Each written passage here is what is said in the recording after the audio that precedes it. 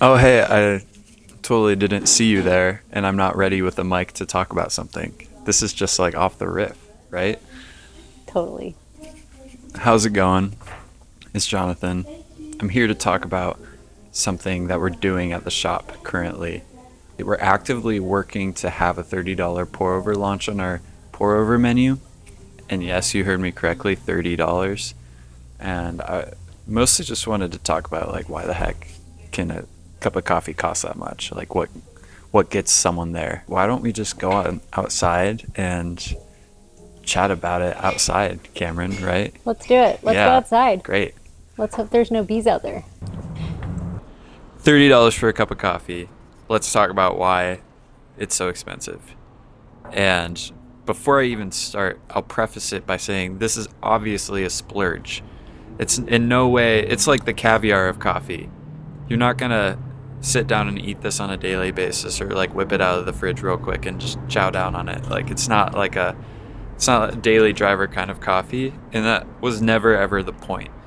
The Every single step of the process of this coffee has been a product of the devotion and meticulous focus of each of the people involved. And for many of those steps, the Altieris, which is the family who produced this cup of coffee, um, that's what they were focusing on first and foremost. They had the highest quality in their head as they were going about the production of this coffee.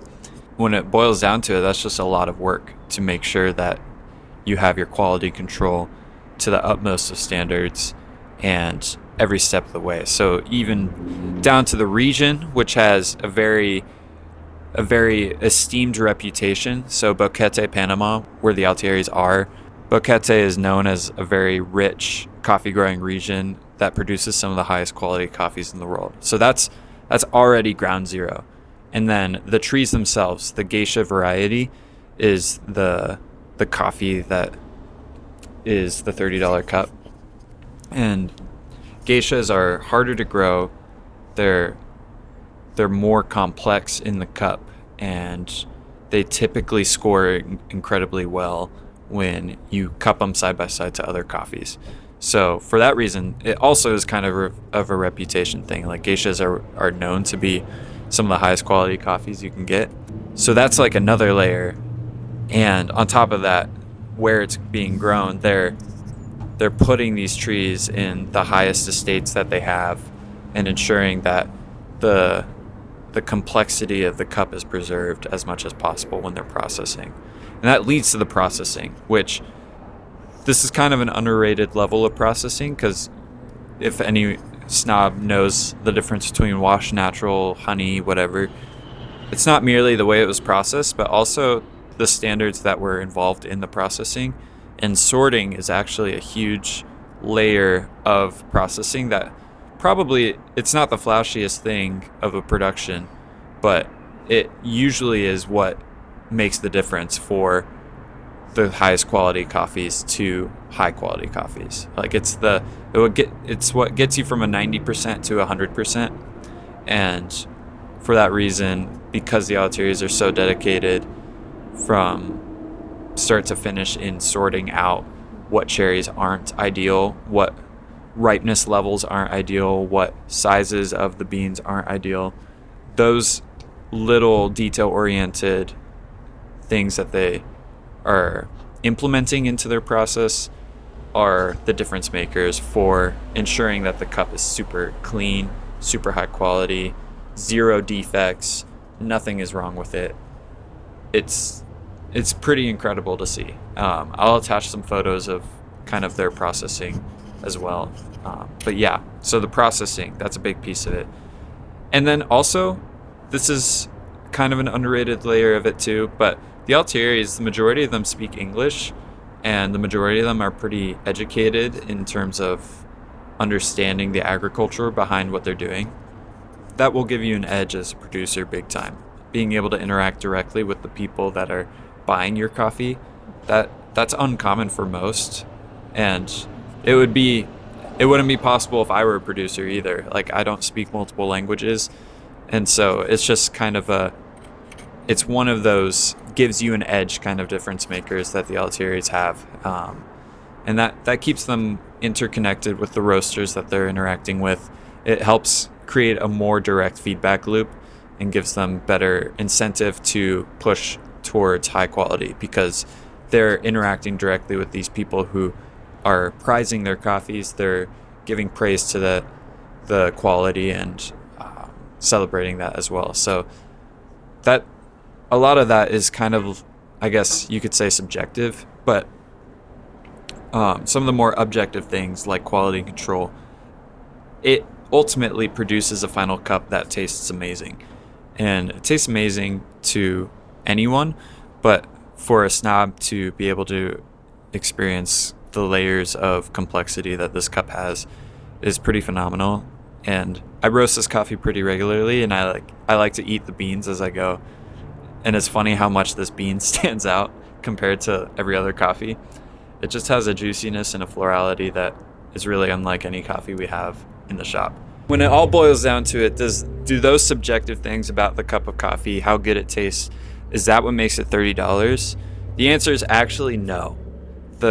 This cup of coffee, as good as it tastes to the untrained palate, it may not be 6 times as good as what you would get out of a normal cup of coffee here. But the layers that go into the production of that coffee, that's what's objectively making it worth $30. And that's what you experience when you order that cup of coffee. You get to be the final step of this coffee's journey of so many meticulous steps. I feel like I'm saying the word meticulous a lot, but I feel like that's a good keyword to have in the video, because meticulous is, it sums that's it up. the descriptor. Yeah. It sums it up. It is certainly a splurge. It's an experience to take part in, and it's not going to be your daily driver. It's not going to be think of it like your most expensive bottle of wine you have in your wine fridge. You're not going to pull it out for like a chill game night with some buddies. You're gonna have it be something that you use to celebrate with or to experience on its own. Like it's the centerpiece of the interaction, and that isn't the case with most coffee. Most coffee is the center point, but not the centerpiece. I just made that up. But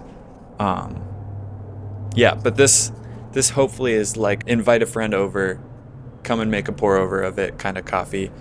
That's the experience we want to create here, is come and check out this coffee. This is the coffee you want to walk into the shop to give a try. Big picture here at Sagebrush, we're all about hospitality. We just love importing the mentality of, it's like having a friend over to our house.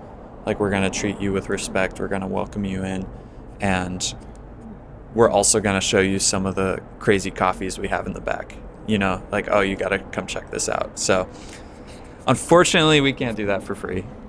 You have to spend the money to do that, because we have to pay to keep the doors open. But yeah, I figured there was enough nuggets as to why the heck we're selling a $30 cup of coffee to make it worth a video. So hopefully this was helpful. If you found it helpful, go ahead and subscribe or just give a like on the video. That'd be really helpful for us to continue to grow on YouTube. And if you found this interesting, if you're in the area, even if you're a half hour away, come and swing by.